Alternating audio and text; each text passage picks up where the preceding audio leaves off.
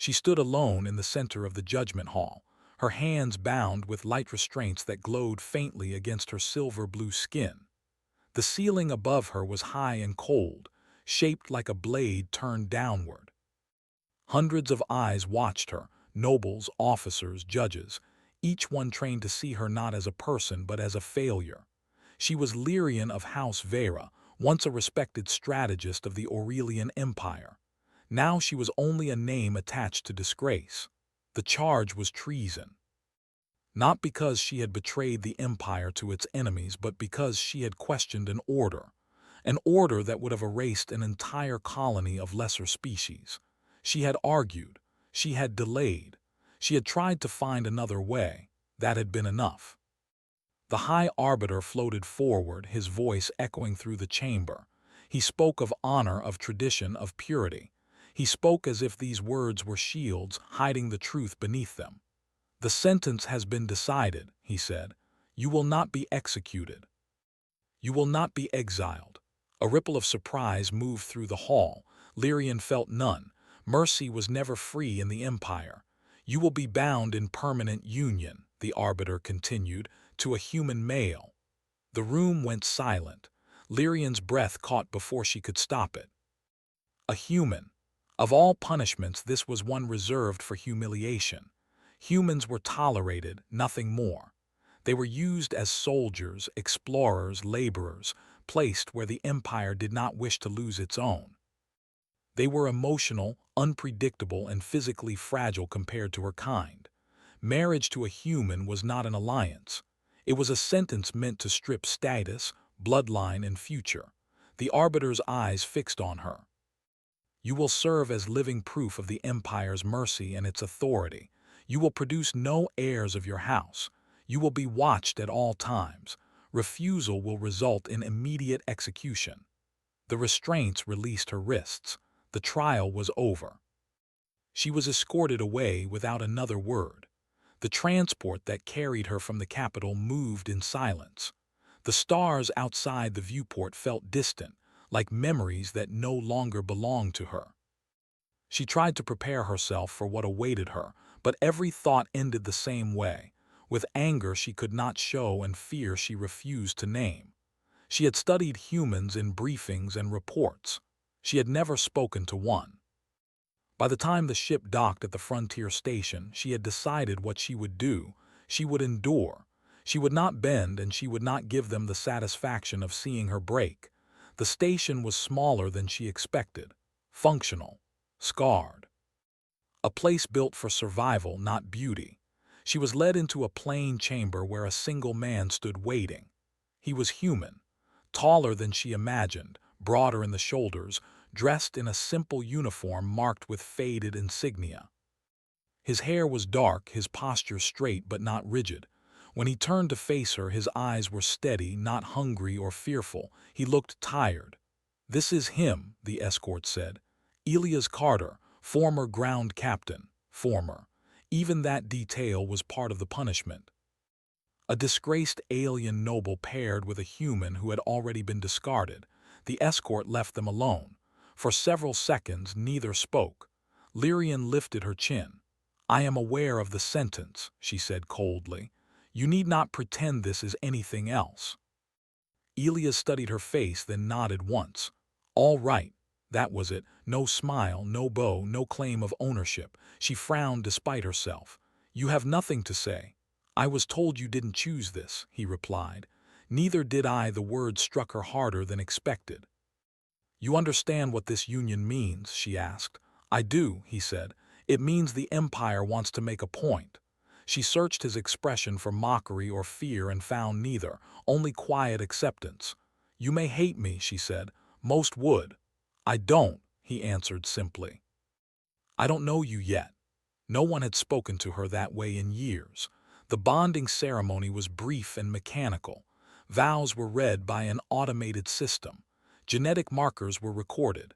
The Empire reduced marriage to data and control, stripping it of choice or meaning. When it was done, they were escorted to shared quarters. The room was small but clean. Two sleeping platforms stood on opposite sides, clearly placed by someone who understood discomfort. Lyrian remained standing, arms crossed. "Do not mistake my silence for acceptance," she said. "This changes nothing." Elias set his bag down and met her gaze. "I wouldn't expect it to." "You will not touch me without consent," she added sharply. "I won't," he said at once. "That's not who I am." Again, no hesitation. That night she did not sleep.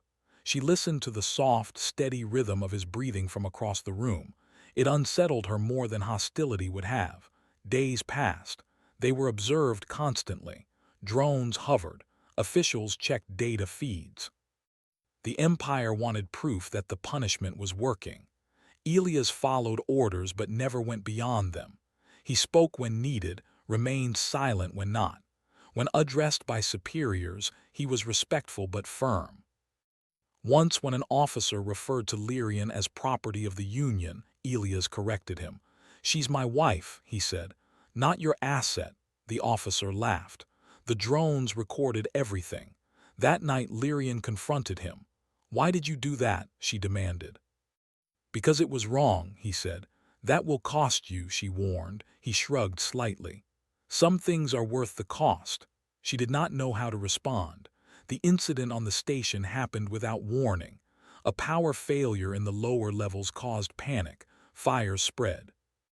Gravity fluctuated. Lyrian was separated from the evacuation route when a corridor collapsed. Smoke burned her lungs. She stumbled, disoriented. Then strong arms caught her. Elias pulled her against him, shielding her as debris fell. His grip was firm, protective. For a brief moment the world narrowed to the sound of his heartbeat and the heat of his body. Something stirred inside her. Not fear, not pain, awareness. Her senses flared, sharper than ever before. Energy rippled beneath her skin, responding to his presence. She gasped, clutching his uniform. "Are you hurt?" he asked urgently. She shook her head, unable to speak. They reached safety moments later. Medics swarmed. Officials took notes. But Lyrian could only stare at her own hands, trembling faintly. That night, alone in the quiet of their quarters, she finally understood the danger. Her species had once possessed the ability to form resonance bonds, connections that enhanced perception and strength through emotional alignment. Long ago, the Empire had suppressed it, declaring it unstable. Humans, according to forbidden research, could trigger it. She looked at Elias, who was cleaning a cut on his arm. The punishment had not broken her. It had awakened something the Empire had buried. And for the first time since the sentence was passed, Lyrian was afraid, not of the human she had been forced to marry, but of what she might become because of him. The days after the station incident passed under heavier watch. Lyrian felt it immediately. The drones hovered closer. The medical scans lasted longer. Questions came wrapped in polite words but sharp intent. The Empire had noticed the anomaly, even if it did not yet understand it. Elias noticed too. "They're watching you more," he said one evening, his voice low as he adjusted a loose panel near the wall. "Did something happen during the evacuation?" Lyrian hesitated. Her instincts told her to remain silent. Secrets were armor. But something in his calm presence made silence feel heavier than truth. "I experienced a reaction," she said carefully, "one that should not exist." He turned to face her, giving her his full attention. "Are you in danger?" "Yes," she answered honestly. "And so are you." That did not frighten him, it should have.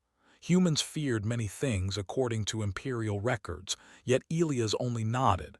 "Then we deal with it," he said. She studied his face, searching for bravado. There was none, only resolve. Lyrian began to observe him more closely after that. Not out of suspicion, but curiosity she could no longer suppress. He woke early. He exercised in silence. He read old physical books instead of data slates when off duty.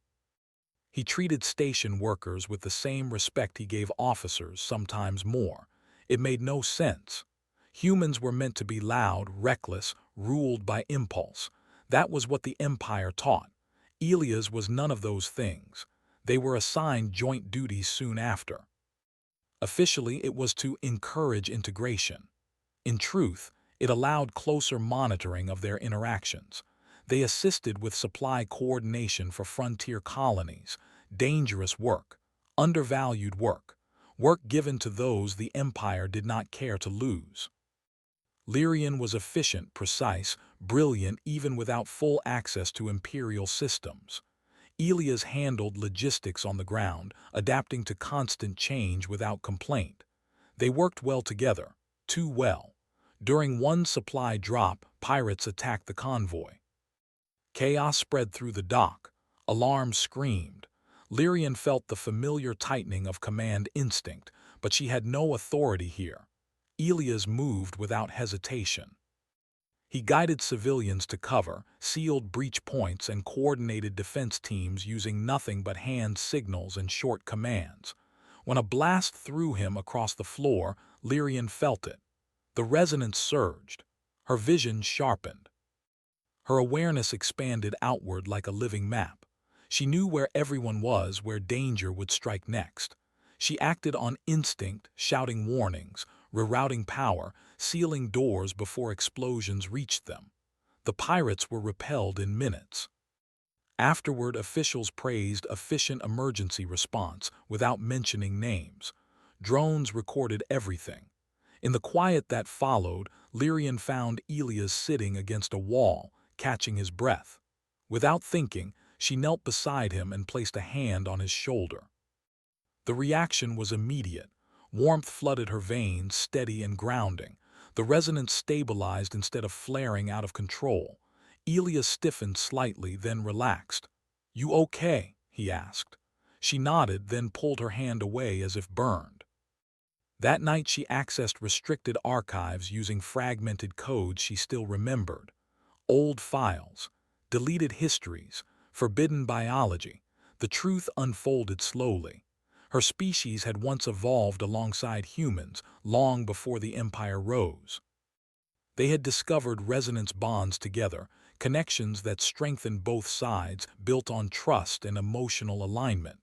Not domination. The Empire had feared it. Bonds could not be controlled. They could not be ordered, so they erased it. They declared humans inferior, dangerous, unsuitable. They rewrote the past and reshaped society around obedience instead of connection. Lyrian closed the archive, her hands trembling. The Empire had not sentenced her to humiliation. It had gambled without knowing the stakes. The next weeks deepened everything. She began to feel Elias before she saw him, a presence calm and steady. When he was injured, she sensed it. When he was exhausted, her own body felt heavy. He noticed changes in her too. "You move differently," he said one morning. "More confident."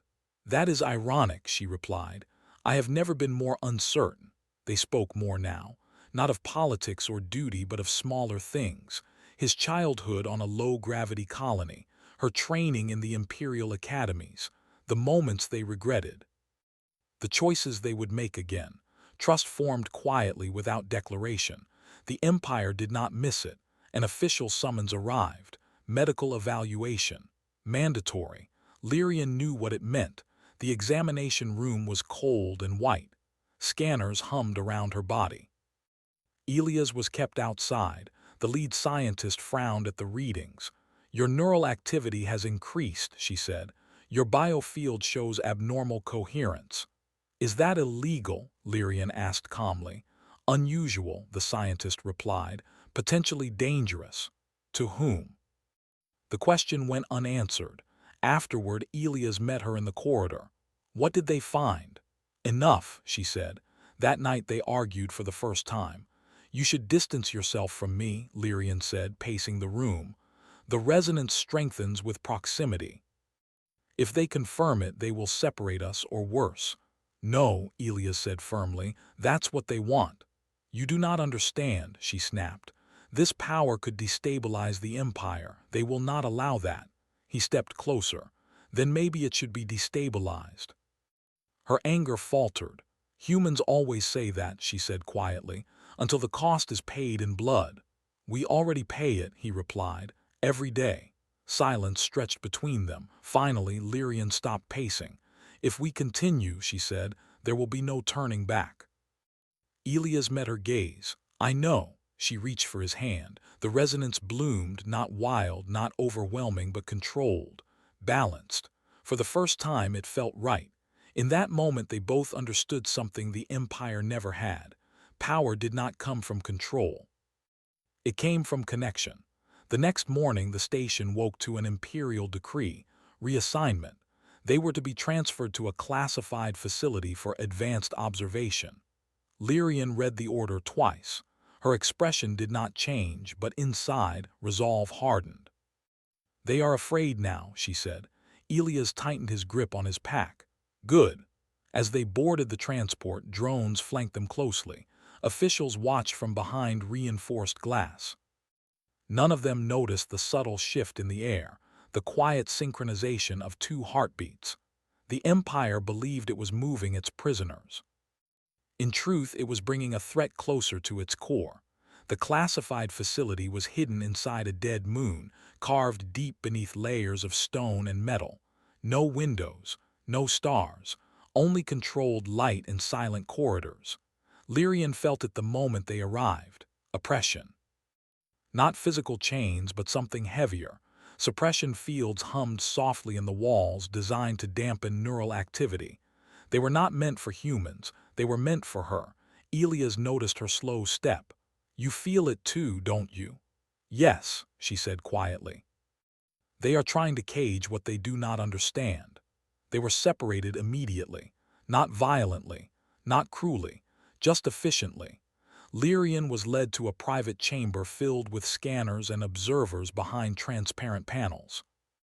Elias was taken another way without resistance, though his eyes never left her until the doors slid shut. For the first time since the sentence, she was alone. The scientists began their work. They asked her questions in calm voices. They measured her responses. They increased suppression levels slowly, carefully, watching how her body reacted. At first, the resonance dulled. Her thoughts slowed, her senses dimmed, panic stirred, sharp and unwanted. Then she felt Elias, not physically, something deeper. A steady presence, distant but real. The resonance did not vanish, it adapted. The scientists frowned as the reading stabilized instead of collapsing. "Interesting," one murmured. They increased the field. Lyrian closed her eyes and focused, not on resistance but on memory. Elias' voice, his calm, the way he stood between danger and those who could not defend themselves. The resonance shifted again. It slipped between the suppression waves like water through stone. The alarms did not sound, but unease spread through the observation room. Elsewhere in the facility, Elias was undergoing his own tests. They questioned him about loyalty, about fear, about control. They tried intimidation first, authority next, threats of isolation. He answered honestly every time. "I won't betray her," he said. "She is a threat," an officer replied. "So is the truth," Elias answered calmly. They escalated. They placed him in a combat simulation designed to overwhelm human reflexes. Multiple enemies, shifting terrain, no rest. Elias adapted. He did not fight harder, he fought smarter. He used the environment, he anticipated patterns. When exhaustion came, he pushed through it, not with anger but discipline. With each test, something changed. The resonance responded across distance. Lyrian felt his strain, his focus, his refusal to yield. Her own strength grew in response. The Empire had believed separation would weaken them. It did the opposite. Days passed, or maybe weeks. Time blurred under constant observation. Then came the mistake. A young researcher, curious and unafraid, reviewed ancient records beyond her clearance. She compared current data with forbidden archives. The patterns matched, resonance bonding. She brought the information to her superior. Within hours, the High Council was notified. Within hours, orders were issued. Termination was considered. Containment was preferred. They decided to break the bond. Lyrian was brought to the central chamber, restraints locking around her arms and legs. Suppression fields reached maximum output. Pain lanced through her body, not physical but something deeper. A tearing sensation as if part of her was being pulled away. She screamed. At the same moment, Elias collapsed in his own chamber, gasping as the connection destabilized. Alarms finally screamed. Guards rushed in. "Stop," Elias forced out between breaths. "You're hurting her." No one listened. Lyrian felt the bond fray. Fear surged, not for herself but for him. She made a choice. Instead of resisting the suppression, she embraced the bond fully. She opened herself to it, trusting Elias completely. The resonance flared, not outward but inward. It anchored. The tearing stopped. The suppression field shattered. Lights exploded. Consoles sparked. Scientists stumbled back in shock. Lyrian rose from the restraints as if they no longer existed. Energy shimmered faintly around her, not violent but undeniable. At the same time, across the facility, Elias stood. The guards froze. He did not look stronger. He did not look different. But the way he stood made them hesitate. Security doors unlocked one by one as systems rebooted incorrectly. Lyrian moved through the facility with purpose. Not rage, not vengeance, clarity. She reached Elias' chamber. When they saw each other, the resonance settled into something steady and powerful, balanced. "You came," he said softly. "Always," she replied. Alarms blared anew. Armed units flooded the corridors. Lyrian stepped forward. "Stop," she said, not as a command but a statement of certainty. Some did. Others raised weapons. Elias moved first, disarming without killing, redirecting force instead of matching it. Lyrian guided him instinctively, sensing threats before they appeared. They were not unstoppable, they were synchronized. Word spread through the facility faster than orders could follow. Personnel hesitated. Some stepped aside. Others watched in disbelief. The Empire's greatest fear was unfolding, not rebellion, inspiration. By the time the High Council's transmission reached the facility, control was already slipping. Lyrian accessed the central broadcast system. She hesitated only once. Then she sent everything: the erased histories, the genetic data, the truth about resonance, the truth about humans. Across the Empire, screens lit up, on warships, on stations, in academies. The lie cracked. The Council ordered the signal cut. Too late. As evacuation alarms sounded, Lyrian and Elias stood together in the heart of the collapsing illusion. "They'll come for us," Elias said. "Yes," Lyrian agreed, "but they will not be alone." For the first time in generations, the Empire felt something unfamiliar, uncertainty, and far beyond the dead moon something else awakened. Hope. The Empire reacted with speed but not with unity. Across stations and worlds, the broadcast replayed again and again. Students whispered about it in academies. Soldiers argued in barracks. Workers paused in factories, watching histories they had never been taught unfold before their eyes. Humans were not inferior. Resonance was not a defect. The Empire had lied. In the High Council chamber, voices overlapped in anger and fear. Some demanded immediate military action. Others urged silence, containment, denial. None of them spoke with certainty anymore. Lyrian and Elias did not wait. They escaped the dead moon aboard a maintenance vessel, unarmed and unmarked, slipping through chaos created by confused orders and hesitant guards. No one fired on them. Some pretended not to see. Others quietly opened doors. The galaxy was changing faster than the Empire could command. Their journey took them to the edges first, to forgotten stations and neutral zones where humans, aliens, and hybrids lived without imperial attention. Word had spread ahead of them, not as propaganda, but as rumor. "They're coming," people said, "the bonded ones." Lyrian felt it everywhere now. Small sparks of resonance awakening in others, not as strong as hers but real. Emotional connections deepened. Cooperation improved. Fear weakened. The Empire labeled it instability. The people called it clarity. Elias became something unexpected, not a symbol of strength through violence but of restraint. He spoke when asked, listened more often, and refused titles. He stood beside Lyrian, not in front of her. That mattered. At a remote station, an Imperial task force finally cornered them. Warships blocked escape routes. Soldiers filled the docking bays. The commander demanded surrender. Lyrian stepped forward into open space, unshielded. "We are not your enemies," she said calmly. "But we will not submit to lies." Weapons aimed at her. Elias did not move.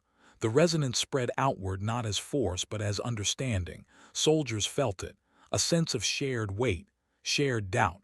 Some lowered their weapons, others followed. The commander hesitated too long. The task force withdrew without firing a shot. News of that moment traveled faster than any official decree. The Empire tried one last time. A final address from the High Arbiter himself filled every channel. He spoke of chaos, of danger, of ancient evils returning. He named Lyrian and Elias as threats to order and survival. Lyrian responded with silence. Elias did something better. He invited conversation. Using open channels, he answered questions from anyone who asked. Soldiers, citizens, even officials. He spoke of choice, of dignity, of strength without domination. Lyrian shared knowledge controlled, honest, undeniable. The Empire's power depended on fear. Fear was dissolving. The High Council fractured. Some members fled. Others were removed by their own guards. Worlds declared autonomy. Humans were no longer assigned expendable roles. The final confrontation never became a war. It became a reckoning. Lyrian returned to the capital world, not as a prisoner but as a witness. The judgment hall where she had once been sentenced stood quiet now, empty of ceremony. She stood in the center again, hands unbound. Elias stood beside her. No arbiter spoke. No sentence was passed. Instead, representatives from dozens of worlds watched as Lyrian addressed them, not as a ruler, but as someone who had been broken and chosen differently. "The Empire taught us that control is safety," she said, "but control only breeds fear. Connection breeds strength." She looked at Elias, then back at the hall. "My sentence was meant to erase me. Instead, it reminded me who I was." Silence followed. Then applause, hesitant at first, then real. The Empire, as it had been, ended quietly. What replaced it was imperfect, slow, uncertain, but it was honest. Lyrian and Elias never claimed power. They refused leadership roles. They returned to the frontier where change still needed patience and presence. They built something smaller and stronger, a home. Sometimes Lyrian still felt the weight of what she had been forced into, the fear, the anger, the loss. But when Elias reached for her hand, the resonance answered, not as a weapon, but as a promise. What began as a sentence had become a choice, and the galaxy would never forget the moment it learned the difference.